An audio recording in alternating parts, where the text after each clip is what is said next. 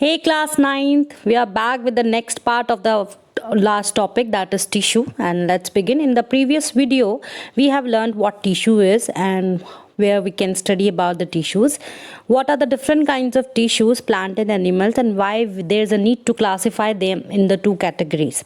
Then we have studied about the plant tissues, that they are categorized into two categories based upon their capability of their cell division.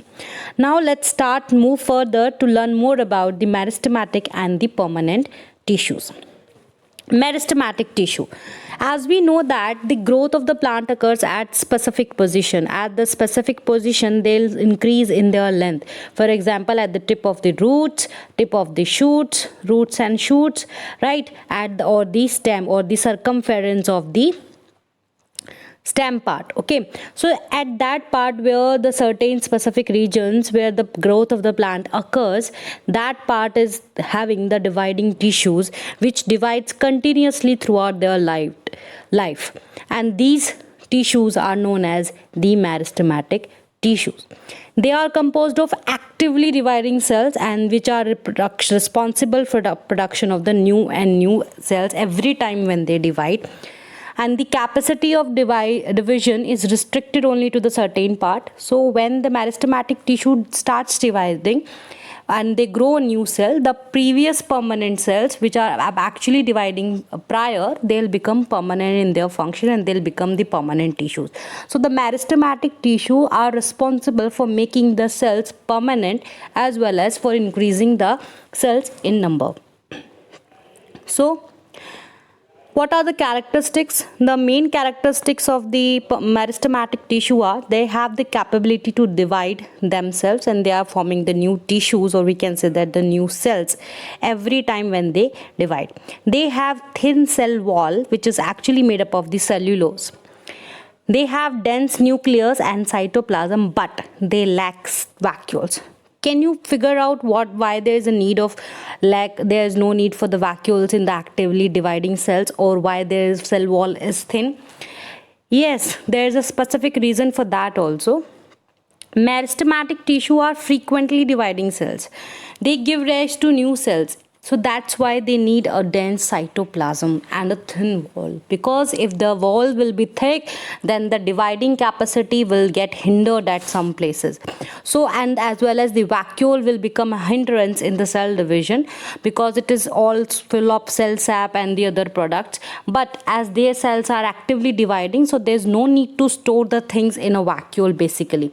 So that's why there's no need for the vacuole in the actively dividing cells, and they need a thin cell wall and the dense cytoplasm, and the nucleus will be dense so that they could actively divide without any hindrance. So that is the reason why there is a meristematic tissues not having the vacuoles, and it will become its specific characteristics also that the meristematic tissue is having no vacuoles present in them.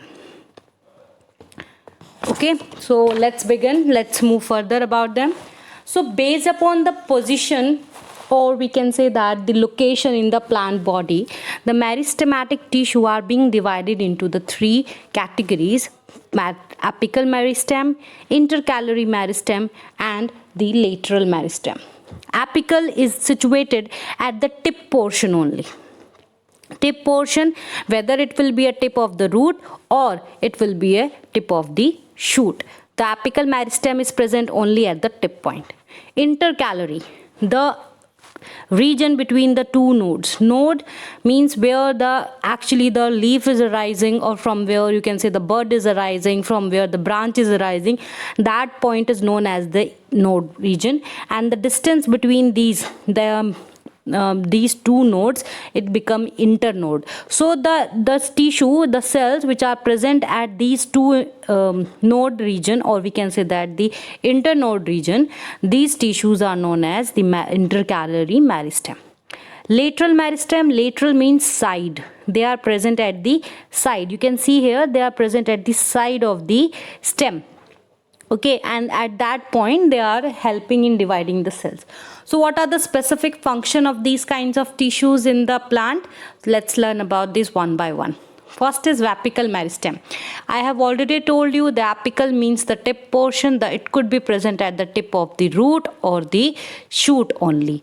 So where there is a growing part, the root and the shoot part, it will be having the apical meristem. The tissue divides and result in the growth of the stem. So it is generally increasing the length of the stem plus the length of the roots. Intercalary. These are present at the between the two nodes, means the internode region, right, of the region where the leaves attach, where the branch attach or the bud arises, right. So they are basically increasing the length area between these two nodes. It is helping in increasing in length. Lateral means side, so it will be present at the side of the plant cell here, and as it is present at the side, so it is responsible for increasing the circumference of the middle part, means it is helping in increasing the diameter of the stem part. The lateral meristem is responsible for the increasing the diameter of the stem, and that's why it is becoming more, as the tree become older and older, the diameter, the bark part, or we can say that the lower part of the stem, it is more in diameter as compared to the young part. Now we have come to the next tissue, that is we have learnt about the meristematic tissue. Now it's turn for the permanent tissues.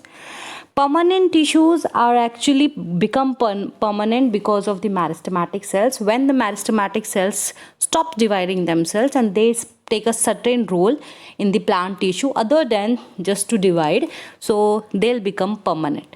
And these permanent tissues are having vacuoles present in them, and they are having thin walls present in them, nucleus and everything will be there, but the vacuole will be present here.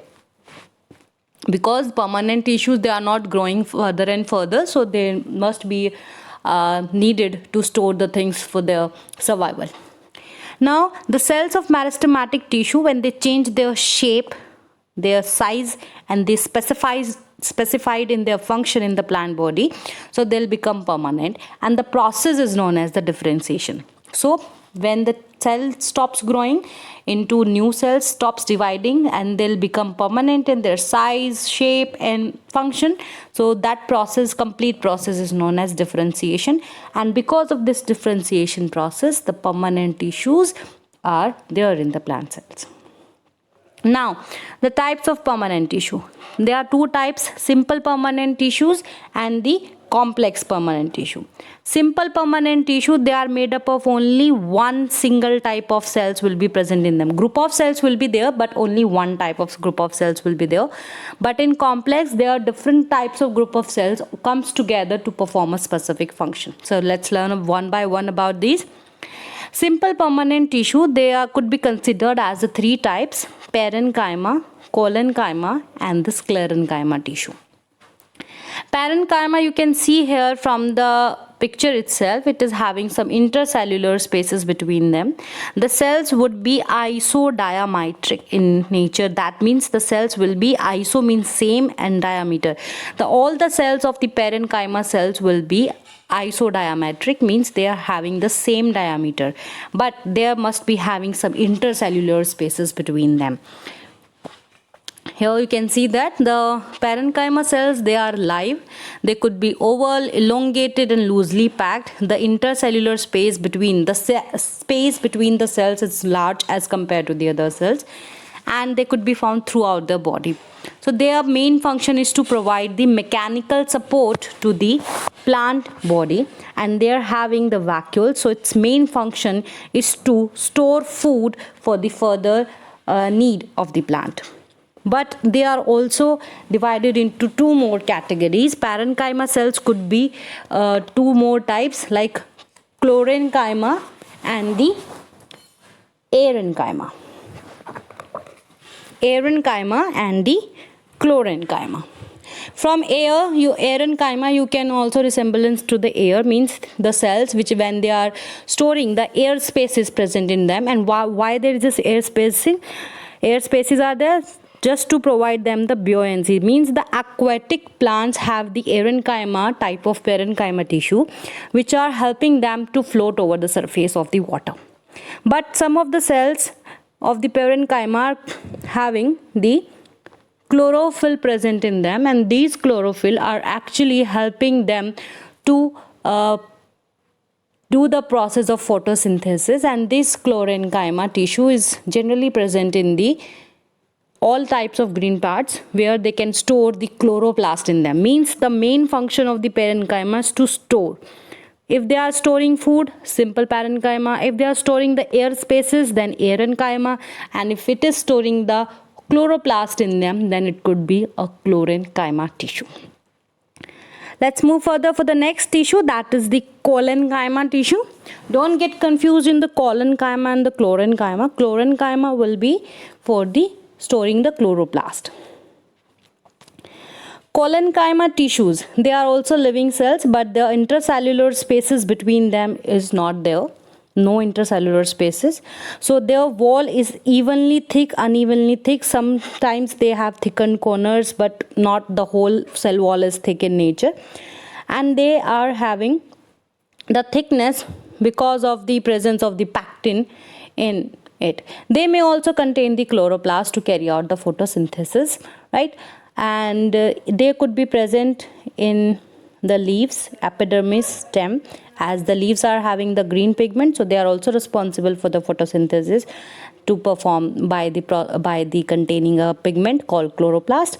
But their main function is to provide the flexibility, as they are having thickened corners and the irregular thickening, so they could be turn here and there. They can bend, but they could not be they could not break without when they are bending. Okay, so collenchyma is primarily a mechanical tissue. It provides elasticity to the young stems and the leaves, so the organs of the plant could be bent without breaking. Last, the sclerenchyma tissue. These are long, or the short, we can say that the narrow also, but thick walls, but they are generally dead in nature. They are dead and they are having the dead cells, and they are made up of, we can say that the position of the chemical substance around them, it is of lignin. Lignin is a cemented material that joins two dead cells together. Whenever there is a dead cell, there is a presence of the lignin, which is thickening of the lignin will be there, so that they can they can join together. Right, the sclerenchyma could be found in vascular bundles to provide the support, to provide the mechanical support in the covering of the seeds and the nuts, so that they can provide the protection to that part.